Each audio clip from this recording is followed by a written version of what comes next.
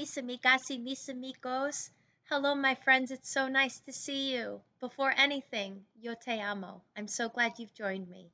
Today I'm going to read a very special book called Verdi by Janell Cannon. It's also the creator of Stella Luna and Chrysanthemum.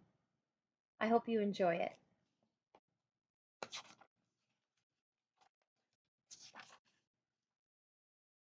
On a small tropical island, the sun rose high above the steamy jungle. A mother python was sending her hatchlings out into the forest the way all mother pythons do. Grow up big and green as the tree's leaves, she called to her little yellow babies as they happily scattered among the trees. But Verdi dawdled. He was proudly eyeing his bright yellow skin. He especially liked the bold stripes that zigzagged down his back. Why the hurry to grow up big and green, he wondered. Maybe some of the older snakes in the jungle could tell him.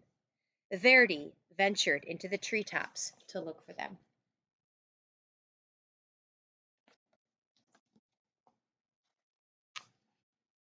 Umbles, Aggie, and Ribbon were lazing on some branches nearby. Verdi peered at their droopy green bodies. It's not polite to stare, chided Aggie. Umbles burped and groaned. It's taken nearly 4 weeks for that last lizard to digest. I surely do like lizards, but lizards don't like me. Why don't lizards like you? Asked Verdi. Don't interrupt, Umbles grumbled. Dear me, whined Aggie, if I don't shed soon, this itchy skin will drive me bananas. Verdi tapped a tune with his tail as he waited to speak. Stop that, Verdi, it makes me nervous, Ribbon complained. Besides, you'll never grow up to be properly green, always interrupting and constantly fidgeting. Verdi couldn't imagine being in such a hurry to be like them, and he really wanted to keep his sporty stripes. Hoping to find snakes that weren't so boring, Verdi slipped away.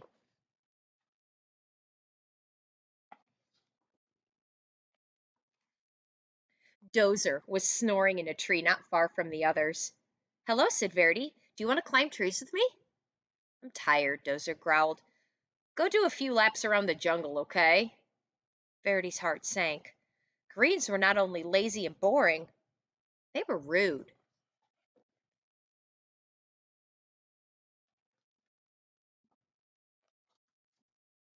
At the top of a very tall tree, Verity gripped one branch with his tail and another with his little snake jaws. I will never be lazy, boring, or green, he thought. I will jump and climb and keep moving so fast that I will stay yellow and striped forever. Then Verity let go.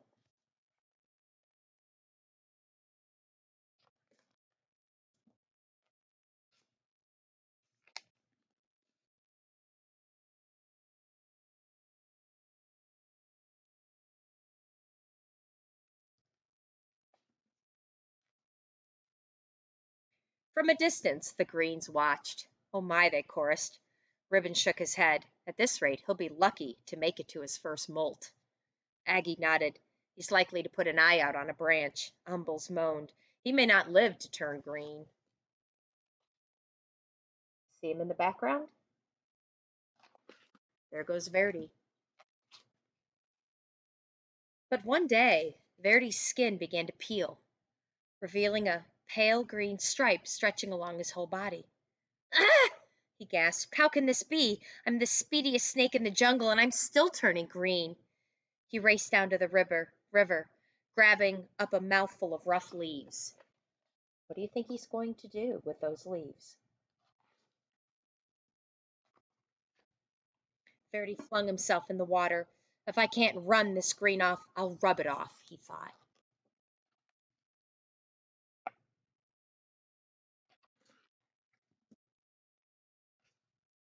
His frantic splashing caught the eye of a large bottom feeder cruising the murky depths.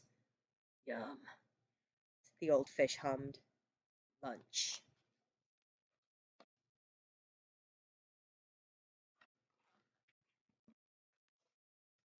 Before the fish could haul Verdi under, the frightened snake bit him on the nose. Ah, pooh! With a blast of his rubbery lips, the great fish sneezed, sending Verdi into the air. Slapping on the soggy shore, Verdi skidded out of reach.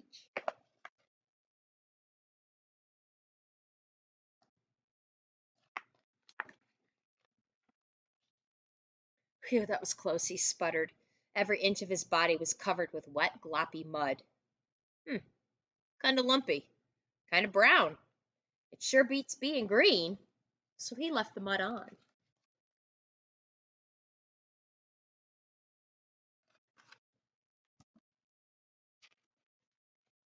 But the soft brown muck dried into a hard gray shell, and Verdi could barely move.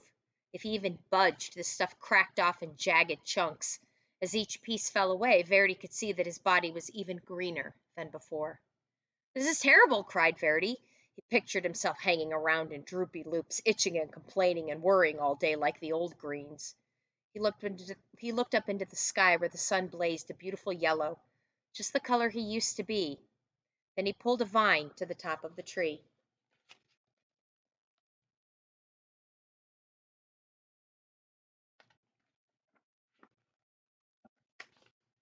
Launching himself from the treetop, Verdi startled a flock of colorful birds.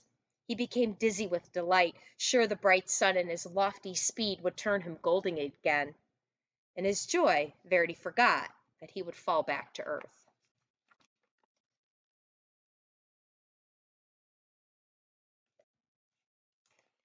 Not good. Whippity whappity, whip whap wham! Plummeting through the trees, Verdi landed in a crooked sprawl across a log on the forest floor. He couldn't move. "Help!" he croaked.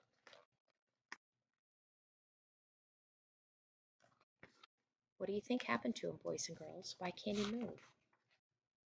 As usual, the Greens had been watching Verdi's antics. They moved quickly to where he lay. "Didn't we say it would come to this?" Umble said, shaking his head. Aggie sighed. "Lucky thing he's still got two good eyes." They gently lifted Verdi up to a safer place where they could watch over him while he healed. He fell a very long way, friends. A very long way.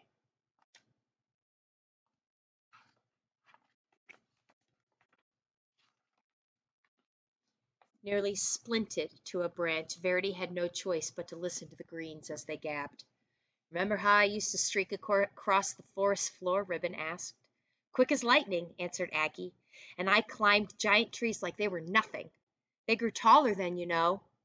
The things I dared to run down and swallow," Umbles bragged. "Wild boar were no match for me." Verdi was astonished. "You used to run and climb and hunt giant pigs? What happened?" "Ribbon crashed, just like you," Aggie replied. "I took a terrible fall and almost put an eye out. And then old Umbles here nearly choked to death. Now we all prefer a quiet life, a warm perch, a little sunshine, and an occasional good meal." The Greens rambled on about their days of glory, and Verdi settled in on his branch. "Remember, friends, he hurt himself very badly, so he's basically in a cast. He can't move because he hurt himself so bad. He has to heal." Finally, one afternoon, Umble said, "Looks like you're ready to go again," and he carefully untied Verdi from the branch. "You're welcome to come with us," said Aggie. Ribbon agreed. The three Greens slipped quietly back into the forest. Verdi wasn't ready to join them. He wasn't sure where he wanted to go, so he just stretched and stayed put until the sun went down, and he listened to the forest come alive.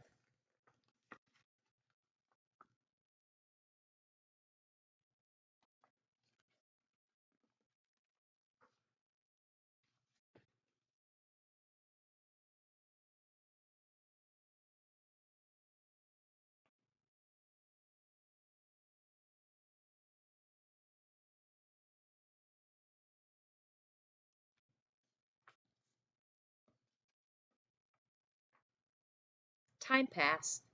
The sun and moon took turns in the sky.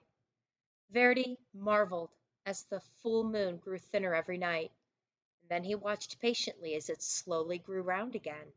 He wondered why he hadn't noticed that before.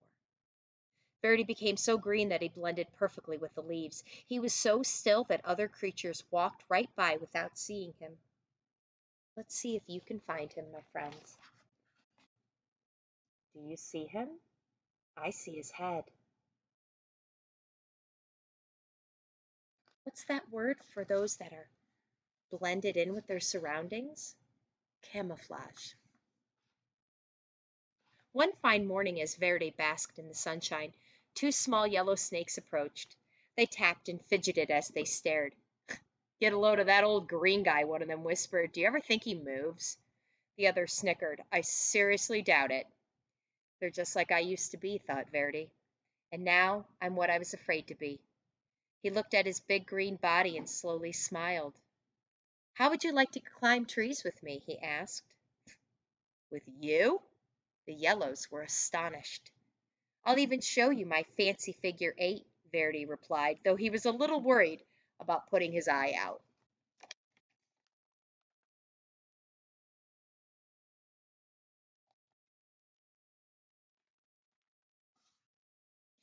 With practice, the three snakes performed a perfect triple figure 8, leaping and looping with his little striped friends. Verdi laughed. "I might be big and very green, but I am still me."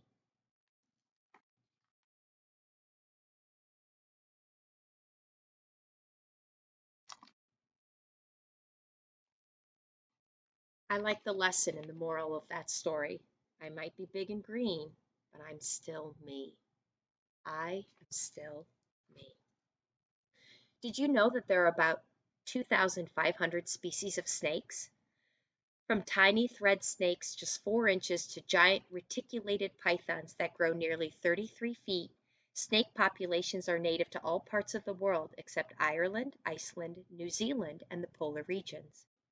A snake's skin is dry, not slimy, as many people believe, and their scales are tough. Depending on the species of the snake, scales may be shiny and smooth or very rough.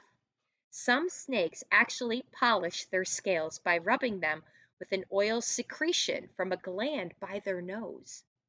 While many snakes see very well, others are blind. Most use their nostrils to pick up scents. Snakes use an inner ear as well as other sensors in their bodies to detect vibrations around them. Some snakes have heat detecting pits in their faces that help them hunt in darkness. All snakes rely on their delicate forked tongues. As the tongue darts out, it collects chemicals from everything it touches. Then it withdraws, passes over the vomeronasal organ in the roof of the snake's mouth. Vi- vomeronasal. I'm sure I'm saying that wrong. This organ processes the chemicals, providing the snake with important information about its environment. Snakes are carnivores, which means they eat animals. Their diets can include insects, reptiles, even other snakes, fish, eggs, birds, and rodents. Some of the biggest snakes will eat creatures as large as a deer. Many kinds of snakes can go months without eating. About 25% of the world's snakes are venomous. Their venom is used to quickly paralyze prey and for self-defense. Although most snakes would rather flee than fight, it's smart to admire all wild snakes from a distance. These often shy reptiles will appreciate your respect. Among the many non-venomous types of snakes is the family of giant snakes, which includes all pythons and boas. Think the Bode?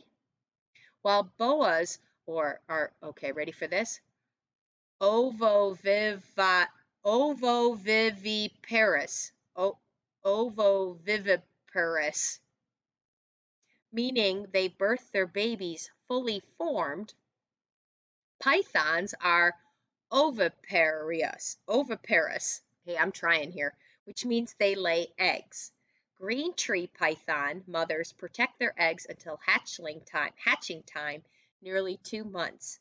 Once they emerge, the baby snakes are on their own. These hatchlings range in color from dark reddish brown to bright yellow. Approximately 8 inches long when they hatch, these babies grow to 6 feet. After several molts, their skin colors change to the rich green of a mature snake. This is the one we've been reading about. When they molt, they shed all of their skin as they grow.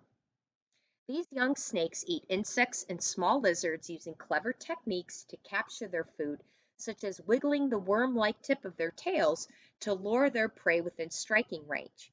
Adults become adept at capturing birds by curling up and resting motionless in a tree before striking.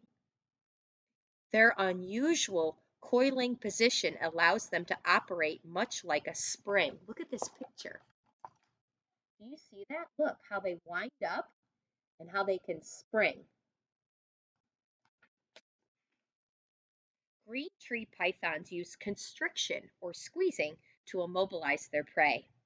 Snakes are valued by humans for many reasons, including their ability to keep rodent populations in check. These sensitive creatures are an important part of our ecosystem. I read you this story not so that you have any fear of snakes.